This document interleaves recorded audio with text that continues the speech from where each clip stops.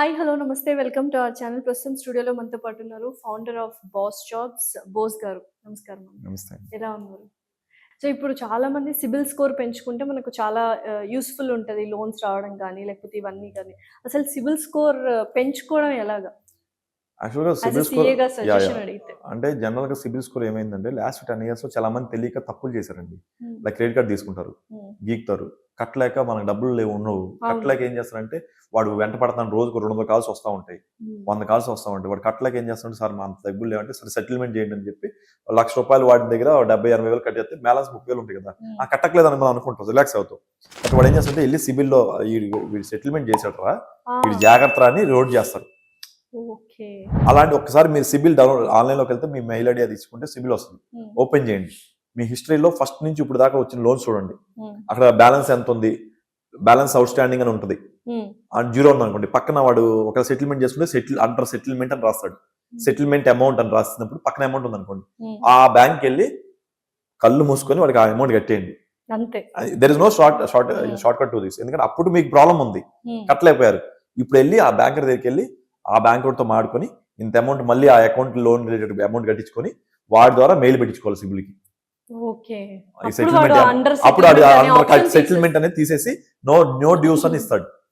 అంతకుముందు ఓకే. కూడా no due certificate ఇచ్చుంటాడు. హ్మ్. కానీ వాడు సిబిల్‌కి ఇలా రిపోర్ట్ చేస్తున్నాడు. వాడికి తెలుసు కదా! ఆ! ఇలా ఆ! రిపోర్ట్ చేస్తే నా కొడుకు జాగ్రత్తరా బాబు ఈ డబ్బులు కట్టడం అని చెప్పి వాడు హ్మ్. ఇండైరెక్ట్‌గా మీకు హింట్ ఇస్తున్నాడు. హ్మ్. సో మీ సిబిల్ ఇంప్రూవ్ చేయాల్సింది ఏంటంటే ఫస్ట్ మీ సిబిల్ రిపోర్ట్ డౌన్లోడ్ చేసుకొని చూడండి. ఓకే. హ్మ్. ఇలాంటివి ఏమైనా ఉంటే కట్టేయండి. హ్మ్. కట్టకుండా ఏం లేదా అంటారు. అంతే. కట్టకు నెక్స్ట్ అదే క్వెషన్. ఒక బ్యాంకర్ అనే వాడికి వాడి డబ్బులు నువ్వు కట్టకపోతే వాడికి ఏమనిపిస్తది? అంతే. వీడిని బ్లాక్ మార్క్ చేయాల్సిందే.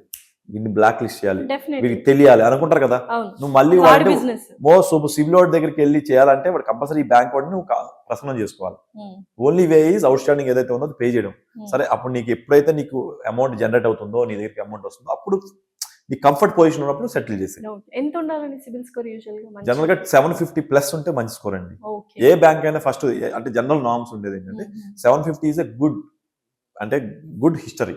హ్మ్. ఎక్కడా కూడా బౌన్సులు లేకుండా, చెక్ బౌన్సులు లేకుండా, ఎక్కడ కూడా క్రెడిట్ కార్డులు డిలే పే చేయకుండా, డిలే పే చేయకుండా. ఇలాంటి ఉన్నోళ్ళకి 750 ఉంటది. Okay. Suppose 1 year, 2 years back మీకు బౌన్స్‌లు ఉన్నాయి. హ్మ్. But over a period of 2 years last 2 years నుంచి 1 ఇయర్ నుంచి బెటర్ ఉంటే మళ్ళీ ఇంప్రూవ్ అయిపోతుంది. ఓకే. ఆ బౌన్స్ ఉన్నప్పుడు తగ్గిపోద్ది. మళ్ళీ బెటర్ అయిపోయాక మళ్ళీ ఇంప్రూవ్ అవుతది. మెయింటైన్ చేస్తూ ఉండాలి it CIBIL is like a score. Continuous అంటే నా క్రెడిబిలిటీ అండి.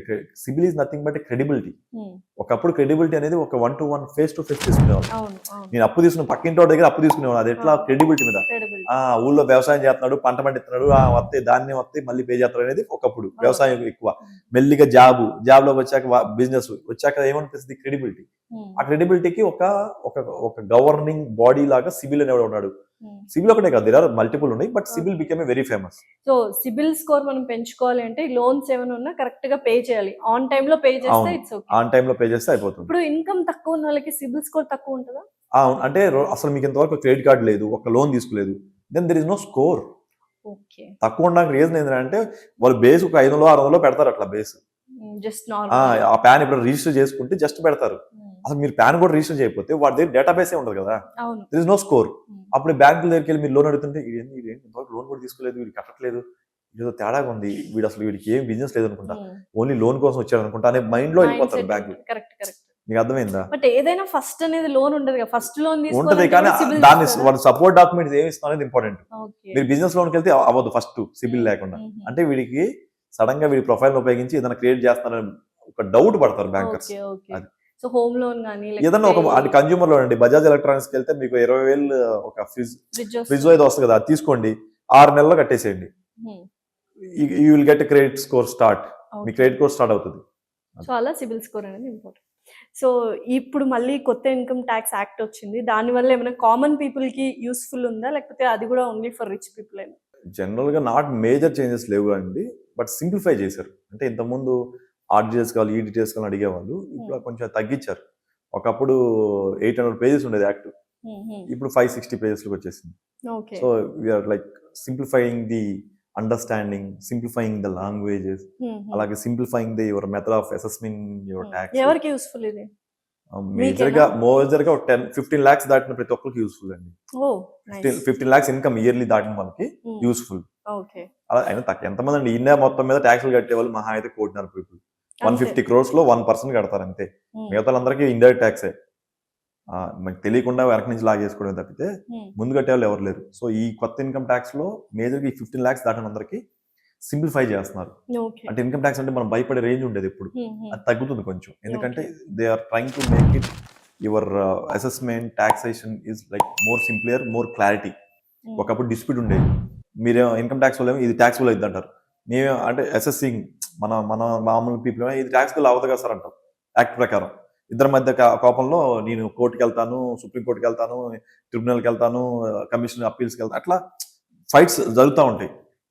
23 లక్షల కోట్లు డిస్ప్యూట్లో ఉన్నాయి అమౌంట్లు. 23 లక్షల కోట్ల అమౌంట్లు అంటే ఒకవేళ అవన్నీ ఫేవర్ టు ఇన్కమ్ ట్యాక్స్కి వెళ్తేనేమో మన జనాలు 23 లక్షల కోట్లు కట్టాలా. ఎవరు? Normal everyone. ఎవ్రీవన్ కదా, టేక్స్ ఆ కేసెస్ ఉన్నోళ్ళు, ఎవరెవరి మీద అయితే కేసులు పడ్డాయో నోటీసులు వచ్చి ఉంటాయి కదా, 23 లక్షల కోట్లు మన జీడిపి మీద 7% అది. ఓకే, నిజంగా అది తీరుతుందా ఎప్పటికైనా? అదే కదా, దాని మీద అది తగ్గించడం కోసమే కొత్త యాక్ట్ ఇంట్రడ్యూస్ చేస్తున్నారు, income tax act 2025. For example traffic లో వాళ్ళు ఫైన్లు పడితే వాళ్ళు డిస్కౌంట్లు ఇస్తున్నారు కదా, ఆ పద్ధతిలో వెళ్ళిపోతుంది. ఉన్నాయి మధ్యలో డిస్కౌంట్లు ఇస్తే అందరు కట్టేస్తారు. వివాద్ సే విశ్వాస్ అని ఒక స్కీమ్ వచ్చింది. అందులో ఇలాంటి డిస్ప్యూట్లు ఉన్న వాళ్ళందరికీ తక్కువ పెనాల్టీ కింద చేశారు. కట్టేస్తే మీ పెనాల్టీ ఎంతమంది 200% పెనాల్టీ ఉండేది, ఇప్పుడు అంత ఉండదు, 30% లో కట్టేచ్చు అన్నట్టు ఒక స్కీమ్ ఇచ్చారు. కానీ అసలు ఫస్ట్ ఆఫ్ ఆల్ నాకు ట్యాక్సే అవ్వదని నా మైండ్ సెట్ కదా. ఎస్ఎస్సి అనేవాడు ఇది ట్యాక్సే పడినప్పుడు నేను ఎందుకు కట్టి మళ్ళీ చిన్న పెనాల్టీ కట్టాలి అనలే. సరే ఇది నేను ఓడిపోతానేమో, ఎందుకు వచ్చిన గోలరా బాబు, మనం ఇనీషియల్ గా ఇది మనది గెలుస్తా అనే ఉద్దేశంతో మనం డిస్ప్యూట్ ని రైజ్ చేసుకుంటాం.